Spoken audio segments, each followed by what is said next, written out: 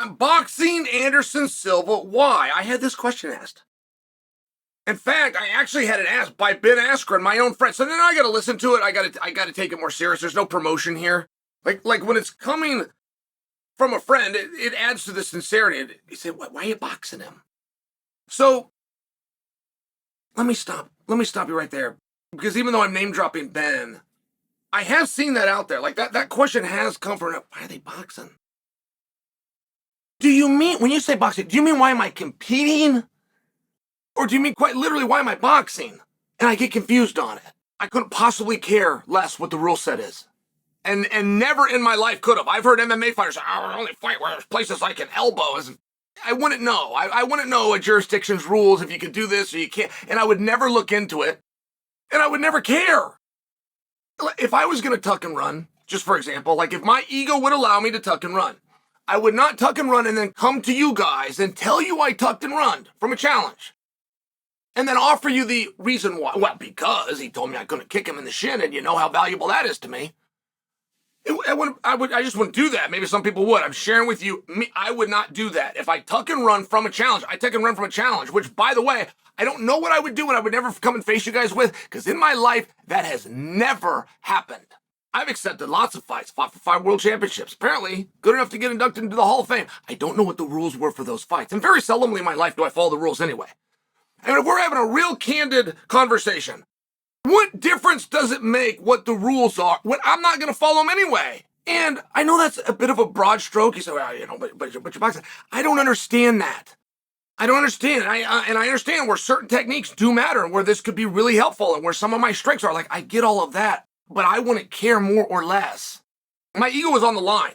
We have a dispute and we have a way we're going to resolve it. Whether I liked it or that's suitable or favors me or not, we have a dispute and we're going to go resolve it. And I am not going to feel any better or hold my head any higher in defeat no matter what the rules are. No matter the size of the ring, or did they put it in a cage, or were they 12-ounce gloves, or were they made in Mexico, or were they shipped in from China? Are they horsehair and all these other things that I hear people talk about? I don't know anything about. Is he orthodox or is he southpaw? I don't know anything about this stuff. Zero. None. There is no scenario you could lay out where I would work less hard, where I would take something less serious. But it goes the other way as well, where I would train harder or want it even more. We could thumb wrestle, we could arm wrestle, whatever the competition is, it's going to be a fight. And the number one thing that you're inspired to do is damage. He is going to try to hurt me. I'm going to try to hurt him. Now, I have my own personal reasons against Anderson. And I would imagine they're not even. I think about that man for the last 12 years, every single day at some point. I don't think he thinks about me. My experience with Anderson is the single most important piece of my career. Whether that means something to you or not, it was my career, it means something to me. And without him, it doesn't work. I don't know that he would have to say the same thing. He had other guys that he fought for titles. He had other guys that were main events. He had other pay-per-views that did really well. There's not a reason that he would have to think about me every day. I don't suggest that there is. I'm just letting you know I have thought about him. So when the opportunity presents itself, I will stop you right there. You don't have to tell me what the rules are. As soon as you use the word fight, I'm in. I had a guy online suggest that it should be a submission grappling match. That would make a lot more sense. And again, I don't begrudge. I don't know about these things, right? Like you got to teach me what a coward is. There's like things you have to explain to me. I can't relate. I don't know anything about it.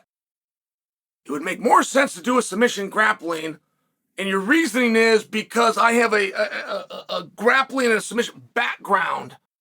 I don't get it. Are you projecting that you would agree to something if you were more likely to win and you wouldn't agree to it if you weren't? Because that would make you a bully. I don't bully. I do not take on guys or step into environments that I know I can win. I have never done. I don't know anything about it. Follow the rules. When have I ever followed the rules? I mean, but I'm just saying, like, it's a weird thing, and I don't get it. And it's not as though Ben Askren's the only one to bring that up. My wife asked me. This, what are you doing? And I said, honey, there's a code. And you'll understand or you won't. But I only have one way to explain this. I'm going to explain to that, and whatever happens, happens so. Don't ask me a follow-up question. Here's the answer to your question. If there is ever a time that I am breathing air on this earth and that man wants to fight me, I must fight him. Not everybody, not anybody. I don't have to walk around and defend my honor.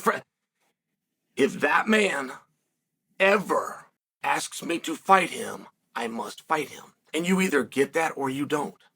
And I wouldn't begrudge you either way. And if you wanted to step into the same career and you wanted to talk about rings and ropes and versus a cage, and is it big, is it small, and what are the rules, and can I do this, and I'll only do it where there's elbows, go do your thing. Go. That's not what's inside of me. And it never has been. Guy that I've always admired. A man named Mark Schultz. And Mark Schultz is the younger brother to Dave Schultz, and Dave Schultz is just this legendary. They made a movie about him called Foxcatcher, and Mark Schultz fought Rickson Gracie, and there was no cameras. In fact, to this day, there is no footage of that match anywhere.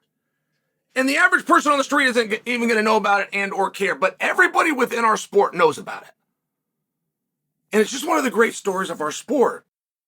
Mark Schultz has won everything you can win in wrestling. That's not exaggeration. There was not something in wrestling that was created when he was competing that he did not enter and win. So just imagine the states and the NCAAs and the worlds and the Olympics. I mean, just imagine. And then also everything else. He won them all. And there was 6 certified Gracie gyms in all of America. There's 5, as a matter of fact. They were opening number 6, and that was Pedro Sauer's gym in Utah. Very hard to find a black belt. Now you got one at your town. You got one, but not then. It's a really big deal. It was really rare, and there's only 6 Gracie certified gyms. And when Rickson went to Utah to open up the gym and help to market for Pedro Sauer, one of the things that Rickson told the radio stations and the media that they could get is he could beat any man at any time under any rule set. And the media member said, well, not so fast. We actually got a guy in town. You're coming and saying you're the toughest guy. I challenge that you're even the toughest guy right here. We got a guy. And Rickson said I could beat him. Rickson didn't know who it was, but he had an open challenge, and it could any time. This was part of the Gracie Challenge, and Rickson stuck with it. You don't have to tell me what he's done. You don't have to tell me how big he is. You don't have to tell me anything. I can beat any man alive, and I will. On a moment's notice. So this DJ gets a hold of Mark Schultz. He calls him up, says, hey man, we got a guy down here who wants to fight you. Mark had been retired since '88. There was no such thing as MMA, and Mark had never thrown a punch to any degree or even dreamed about this. He gets a phone call with someone on the other line that says, I want to fight you. And Mark said, meet me at the wrestling room at 3. He went straight to the wrestling room, and when he gets there, now Mark's all worked up. And by the way, he thinks it's going to be him and just this guy that called him. Doesn't matter. You came to my town, you called me. You either understand that code or you don't, and most don't. But I'm just telling you, this is a guy that inspired me. If you wonder why I have this kind of mentality, well, these are the guys that I looked up to. So when Mark gets to the wrestling room, he can pull this guy's jugular out. I don't know what that means. I think that's only in the movies. But when Mark tells a story, this guy made a big mistake. And when Mark gets there, he can't even get into the room because it's so full of people. Mark doesn't know this went around and was on the radio. He doesn't know there's a promotion. So he gets through all these people, and when he gets in, boom, there's Rickson. And right before the fight, Rickson told him the rules. And it had something to do with what you could do to the face. I want to say you could only open hand the face. But there were certain rules. You couldn't bite, you couldn't. There were certain rules. Which to a guy that had never done this and got challenged and is planning to pull out your jugular changes everything. No matter how ridiculous that plan is to literally go for the throat, no matter how ridiculous it was still his plan, and it still just got taken from him. He had no idea there was any rules. Mark didn't know in a fight there's rules. In fact, he thought the whole definition of fight was that there was no rules. So now's his moment right there. I'm out. I'm out. That's not what you said, and that's not what I came here for. Or you shake hands and you go. And he shook hands and he went. You understand that, or you don't.